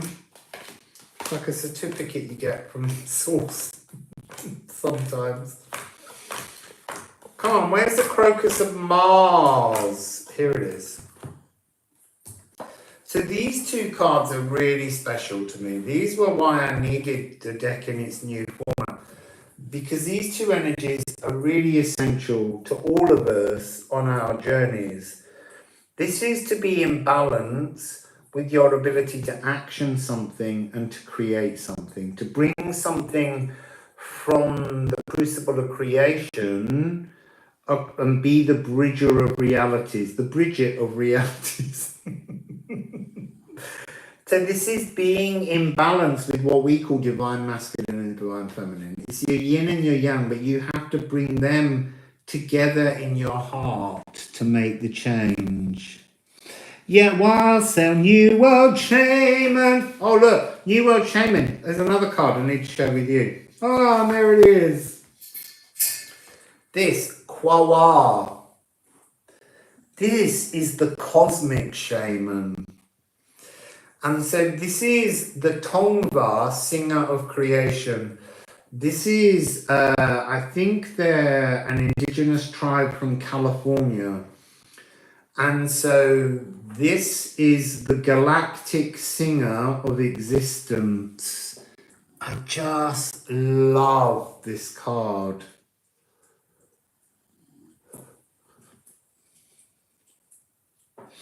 Yeah, it's interesting. I had this card originally, and then when I went to Anna's exhibition in Timișoara in Romania, I saw the painting and I was like, that looks so different to how it was before. I said, have you added something to that? And she was like, yeah, I have. The definition, you can't see it on this screen very well, but the definition of the black lining is so incredible. I love the colors. This is a true mystical experience. Creation codes to bliss, sacred songs of life. Yeah, it's interesting because it is higher heart mixed with green of the physical heart. So like that's kind of lower heart energy in a way, and this is higher heart energy. But I keep getting this message that when they're combined, it changes to a kind of aquamarine jade color. Two. Yeah, I know. I love that Sam uses Liffruma so regularly, and we're all so honoured that Sam uses it. And she seems to get sheer joy. I was watching one the other day when she pulled out Gatorung. Her whole body jumped forwards with the energy that card gives her. No, I'm sorry, Becca, I haven't. I've just been focusing on this. I will, because part of the way this deck is made is that a lot of the cards like this will have a D. This card has E flat and G. I just haven't been told exactly. I know that Spirit wants me to create healing melodies from the notes that come from the readings, and there's rhythms and all kinds of other things. But I don't know exactly how I'm supposed to do it yet. So I'm waiting for that little upgrade to come through. Yeah, she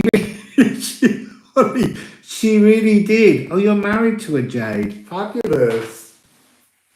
Yeah, I had a dream the other day where I saw jade and orange. And they said, these are two really important colours. And I was like, why? And they went later.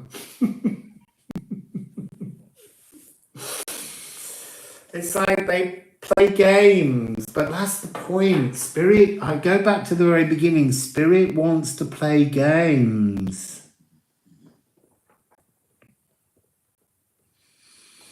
Yeah, me too. I don't know this deck. I know that we've been working on it and channeling it together, but there's still things within it, and I read them, I play with them every day. In the old deck, Eros was the most regular card that came out. Since I moved to this new deck, I barely see Eros. I love Eros.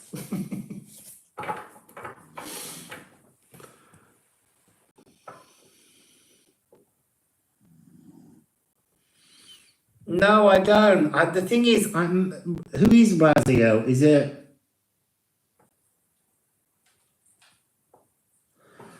someone with a channel, or is it an angel?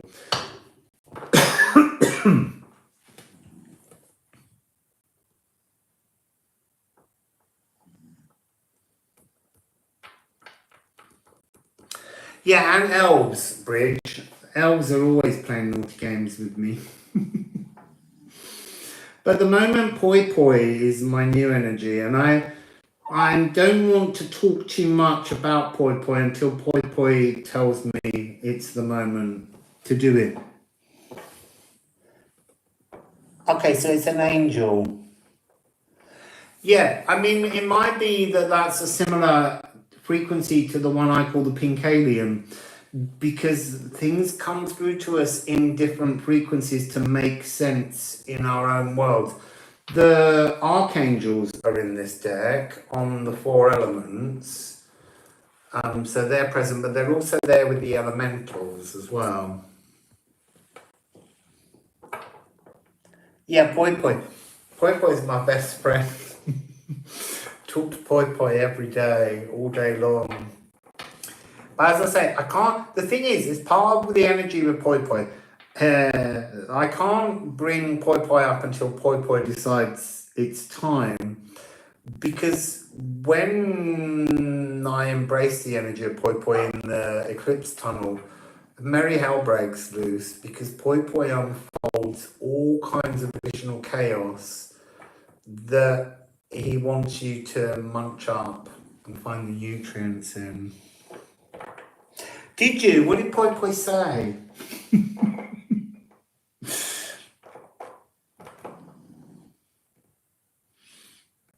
I can tell you who Poi Poi is. Poi Poi is it's a dragon energy called Poimander. And Poimander visited Hermes Trismegistus in a vision and basically said, I am God in dragon form. So it's there, but the thing is I can't really explain. Yeah, it is tons of fun. But there's more to it, and I have to let Poi Poi decide when it's time. But, you know, you can all talk to Poi Poi and see what messages you get. That would be really interesting before I reveal the message that I got. It is interesting. I'm waiting for a day when I shuffle the deck and then the first card that comes out is Poi Poi. See, it's not. It's this is hiding behind there. Wow, he's hiding behind the moon. Also, solar eclipse was there because I think part of it is that I need to introduce that journey that Poi Poi wants us all to do, this 15-stage column thing. Has Kathy turned up? Wassail Kathy. I'm just ending Kathy. Oh no! Poi Poi's on the bottom of the deck staring at me. He's inside this card. Aqua Regia. So the polarities, I will just show you this because he has... Well, I say he, but there's no gendering, but it's just the way I speak to Poi Poi. The polarities of Poi Poi are I am Poimander or I am Poimander.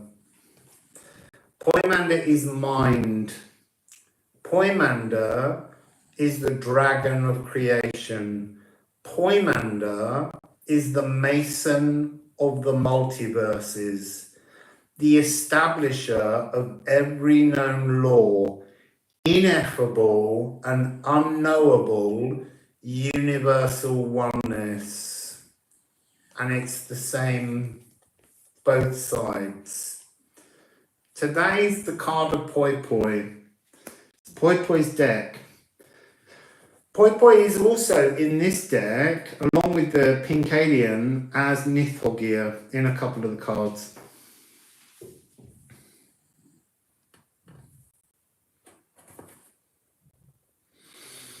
Yeah, I would say, you know, go and investigate. There's Hermes Trismegistus. There are writings by him of his experience with Poimander. But what I want to say is that his experience of Poimander is of its time. When Poimander came through, for me, it was about just transforming the frequencies to a modern age and a different energy of desire in how we connect. Oh, see, truth. When you burp, it's the truth. So I will save it for a day when Poimander wants to just be the reading. And I need to work with Kathy and Eve to write and create a page about how to do this exercise over 15 days in Poimander. It's incredible. It's made such a difference to me. And every day I plagued Eve and Kathy with secret readings that came out from each column. And there's 12 different columns and they all represent different frequencies with different polarities. And what you have to do is you have to choose of the 12 planetary bodies used in sound healing, you have to assign one each day and understand philosophically what that means to you, because you're kind of creating a code key to open your other self from behind the veil so that it can reach down. And in the middle of it, you spend a day with Poi Poi, and then your world changes.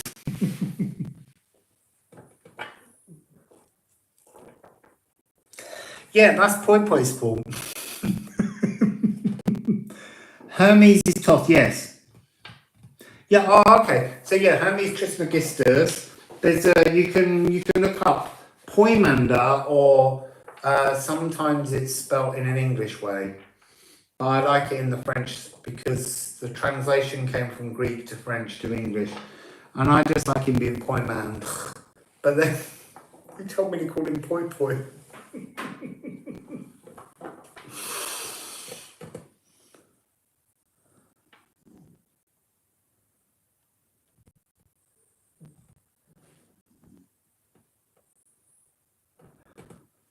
Sorry, I'm tapping my fingers as I'm reading.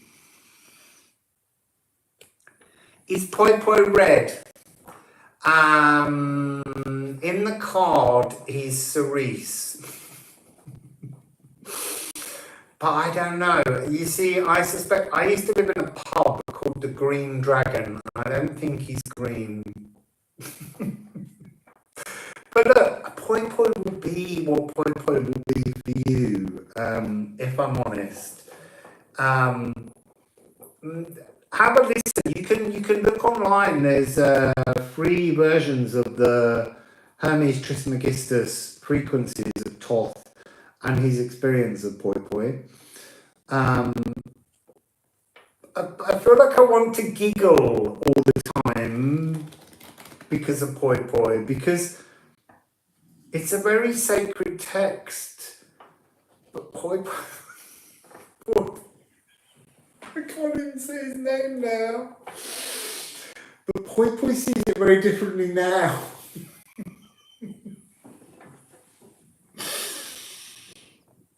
Yeah, exactly. Poi Poi is like a teddy bear. I go to bed with Poi Poi every night. Shouldn't be telling you all these things.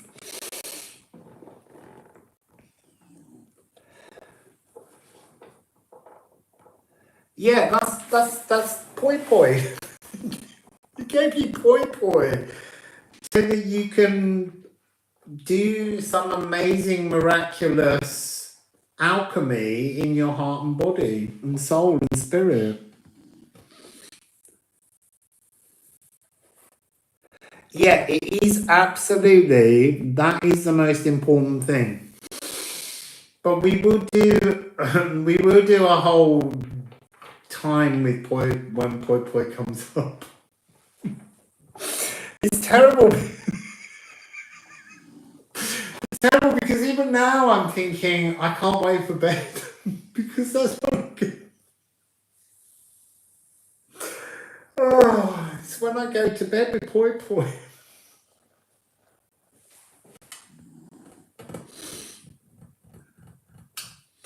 Yeah, I will. I really will. But Poi Poi has to decide when that's going to be. I'm waiting. Oh, look, he was on the bottom of the deck. He was just winking at the end. But he can't be in all this other energy. But he is. Or she is. Or it is. Poi Poi is everything. So look, the notion behind everything is the universe is mental. Okay? It's a mind. And it's the mind of Poi Poi.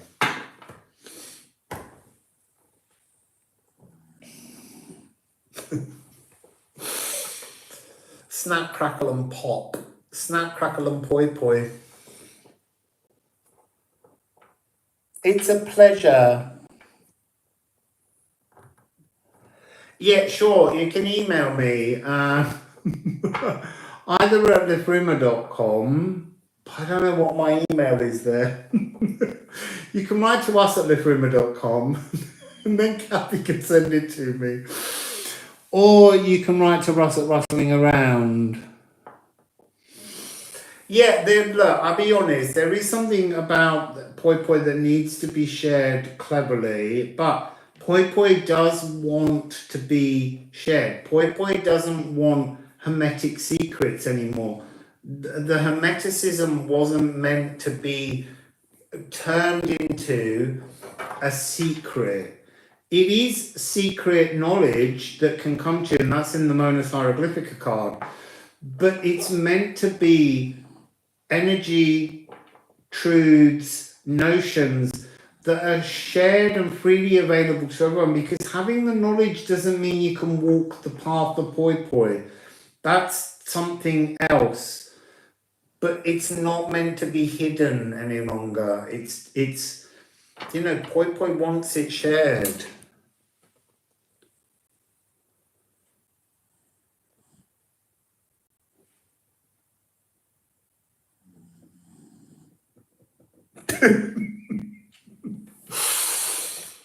Yeah, I'm telling you, the thing is, look, I think that's why poi poi's not here just yet. Oh, look, I was going to say, because when you connect with poi poi, that's who you first see is Eris. Yeah, poi poi is there, but this energy of Eris just comes in really, really big and really, really.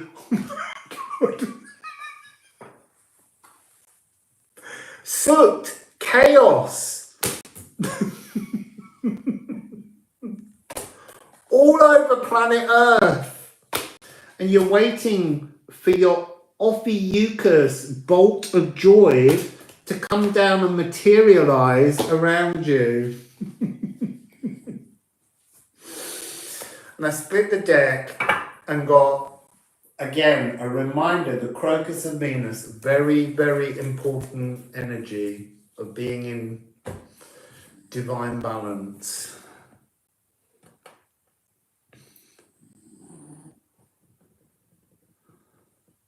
I love Eris. Everyone has to love Eris. Yeah, the secrecy has to come out now. That's one of the most important messages. It's not meant to be hidden. It's meant to be freely available. And it's others that have burnt, destroyed, kept, held back this energy because it's become a distortion in their hands. And that's what's transforming. And that's got a lot to do with Pluto in the shadows, because when Pluto, by the end of 2024, moves fully into Aquarius for the next 20 years, all of that secret hermetic knowledge will come forward. And you have to be aware that what was the original sort of hermetic truths that were written down, they're not written in stone. And that's what's become the distortion. Nothing is permanent. Everything changes.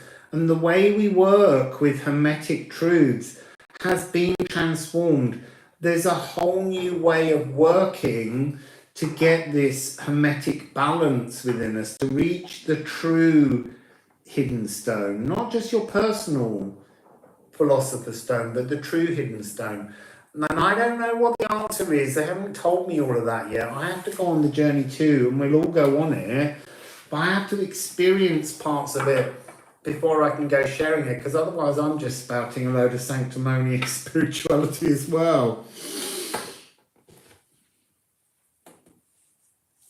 Yeah, I am on Instagram. It's Russellingaround.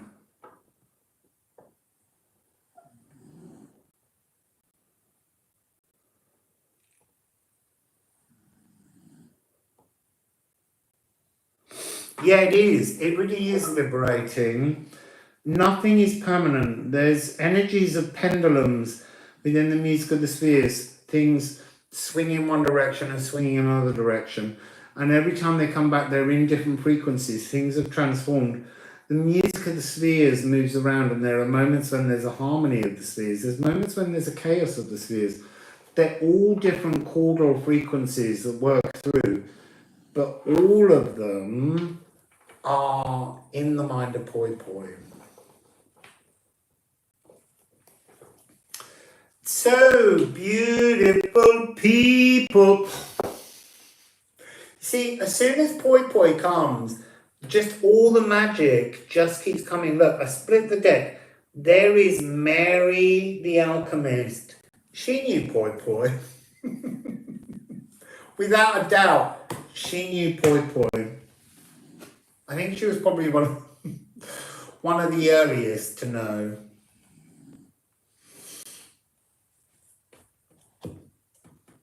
Unless we believe the origins of Saint-Germain.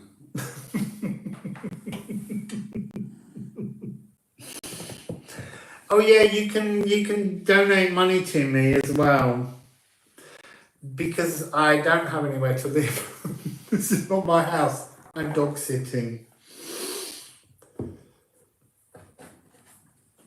So beautiful, people. I feel like I need to just split that deck and say, see, look. Oh, God. Poi Poi in this deck.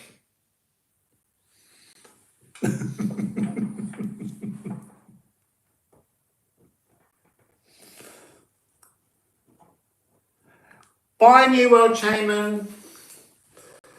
So, beautiful thing. Right, I'm going to go because I'm thirsty. It's a really long way to get to the water.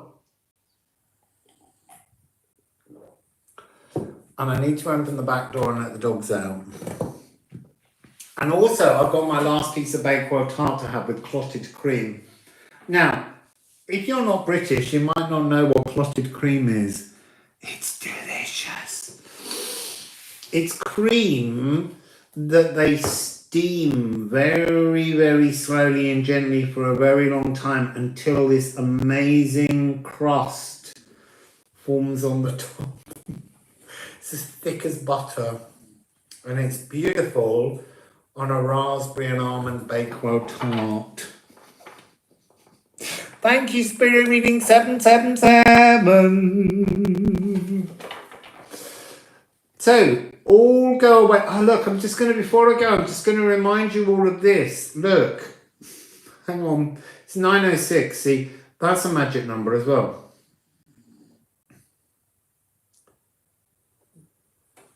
You can find this image hidden across 2 cards in the Liffruma deck. Can you find the hidden word?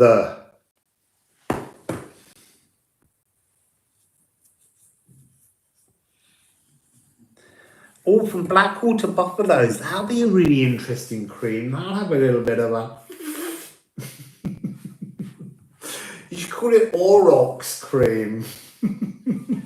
From the Liffruma card of Ur, the second card. That's the wild bulls that used to roam Britain, and then we killed them.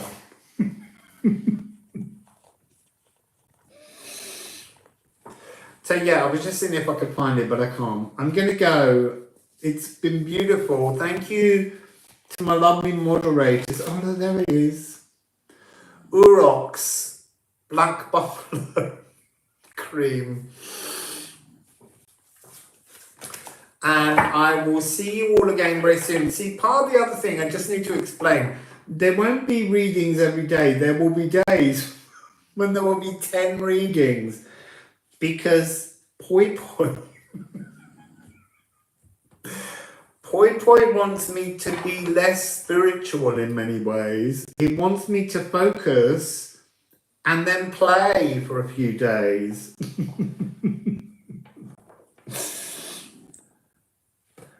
Oh, I'm sorry, go to it too. I am off now. I've been here for over 2 hours. So you can go back to the beginning and watch in this annoying portrait form because it wouldn't do landscape.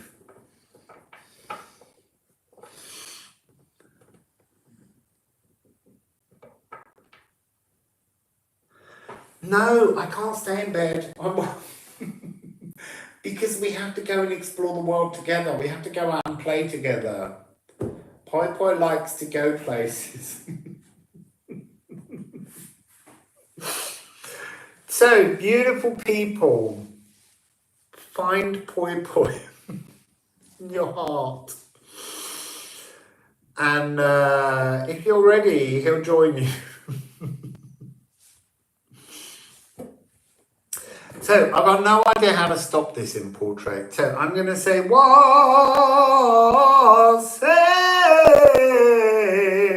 beautiful people.